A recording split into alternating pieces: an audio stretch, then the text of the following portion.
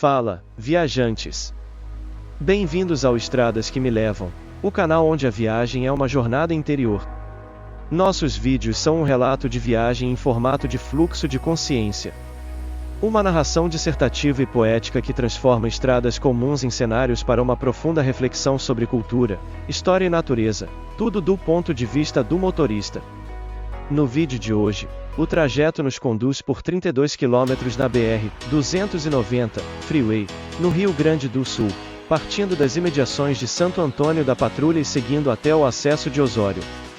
Prepare-se para ver a estrada de uma forma que você nunca imaginou. Sua opinião é o nosso próximo destino. Comente, curta e inscreva-se. São 9h40 da manhã, e a BR-290, a Freeway, pulsa com uma energia febril e singular. O carro, tendo deixado para trás o trevo histórico de Santo Antônio da Patrulha, está agora totalmente imerso no trecho final da grande peregrinação de verão. O sol de 20 de dezembro, já alto e implacável, lança uma luz ofuscante sobre o asfalto, mas seu domínio é constantemente desafiado por grandes e bem definidas nuvens brancas que viajam pelo céu azul, suas sombras deslizando pela paisagem como mantos escuros e passageiros. O tráfego, longe de diminuir, parece ter atingido seu pico de densidade. É um rio lento e contínuo de veículos, uma manifestação física do desejo coletivo de alcançar o litoral.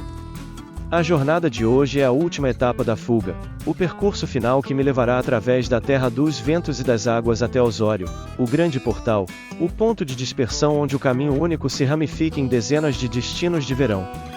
A psicologia deste trecho final da viagem é única.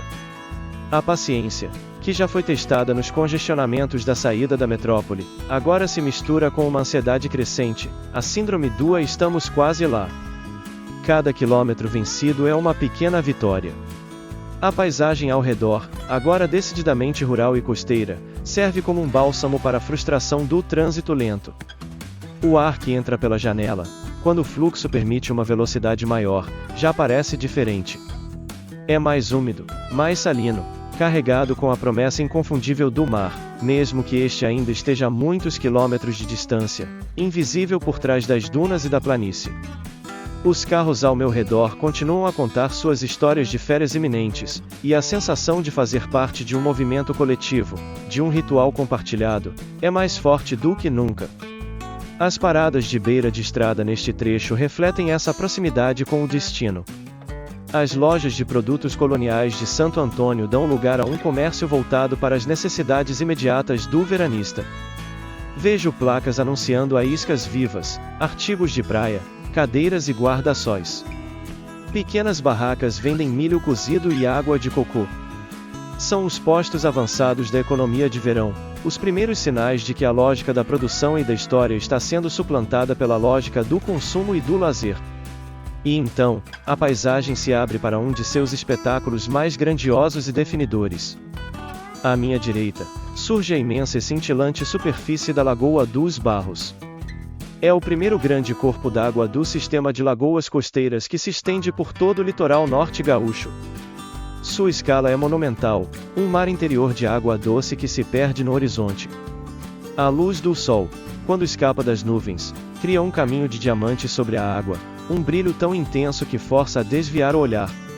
As sombras das nuvens viajam sobre sua superfície, mudando sua cor de um azul profundo para um cinza opaco em questão de segundos.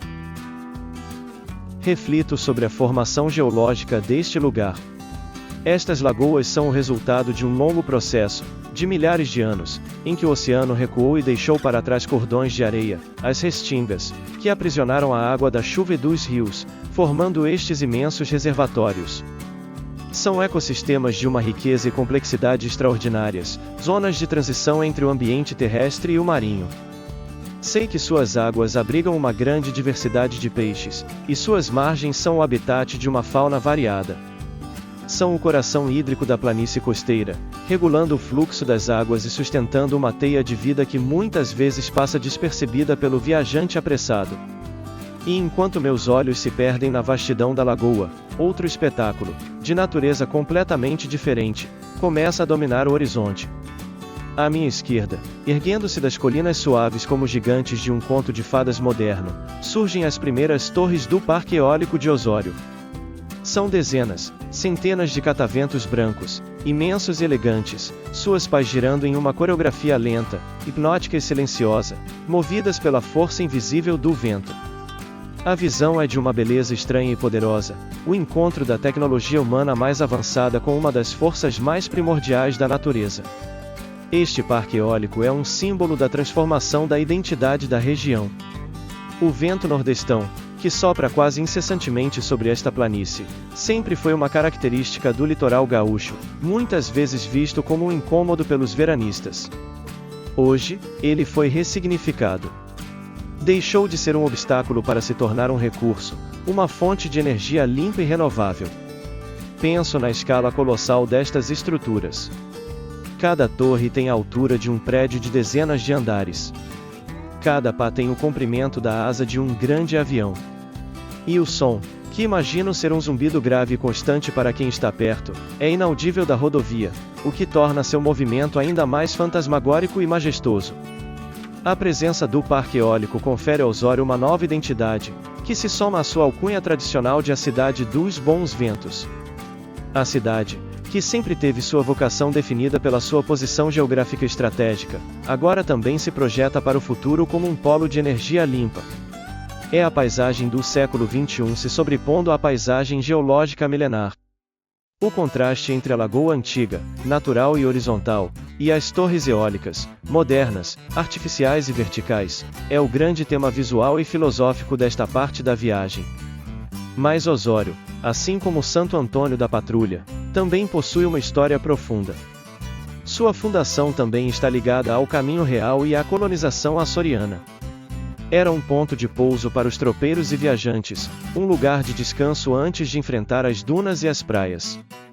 A cidade que hoje funciona como grande distribuidor do fluxo de veranistas tem suas raízes fincadas nesta história de passagem e de serviço ao viajante.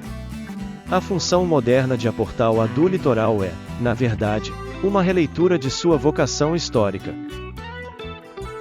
A Freeway, a BR-290, finalmente encontra o seu fim. A estrada, que começou em Porto Alegre e me guiou por todo este percurso, se funde e se transforma na BR-101. É um momento sutil, mas significativo. A jornada para o litoral acabou, agora, estou no litoral, no sistema rodoviário que o percorre. E logo à frente, surge o grande trevo de Osório, o objetivo final desta viagem. A estrutura de viadutos e alças de acesso é o grande divisor de águas. Placas indicam as direções, que para a esquerda, a BR-101 segue para o norte, em direção a Torres e a Santa Catarina. Em frente para a direita, a Estrada do Mar, a RS-030, se abre como um leque, levando às praias de Tramandaí, Capão da Canoa, Xangri-Lá. Este trevo é o ponto de dispersão. O grande rio de carros que viajou unido por mais de 100 quilômetros agora se divide em riachos menores, cada um seguindo para um destino particular. A sensação de coletividade se desfaz, e cada carro volta a ser uma unidade, uma família em busca de sua praia, de sua casa, de seu refúgio de verão. As paradas de beira de estrada aqui são o retrato final desta transição. São grandes postos de gasolina, redes de fast food, lojas de conveniência e grandes mercados que vendem tudo o que se pode precisar para uma semana na praia. A autenticidade colonial de Santo Antônio deu lugar à praticidade e à conveniência do consumo de massa.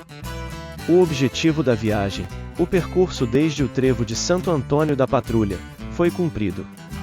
Cheguei ao grande portal do litoral norte. A jornada foi uma travessia por uma paisagem dominada pelos elementos, a água das lagoas e o vento que move os gigantes de aço. Foi uma viagem marcada pela ansiedade e pela beleza, pela frustração do trânsito e pela admiração pela paisagem. O sol, agora quase no zênite, ilumina este ponto de partida para inúmeras aventuras de verão. O carro, agora posicionado para seguir em direção a um dos muitos destinos possíveis, é apenas mais um entre milhares. A peregrinação coletiva terminou, e as jornadas individuais estão prestes a começar. Piada sobre o trajeto. O que uma nuvem disse para outra enquanto passavam por cima do Parque Eólico de Osório? Nossa! Que ventiladores enormes! O pessoal aqui embaixo não brinca em serviço quando o assunto é se refrescar do calor.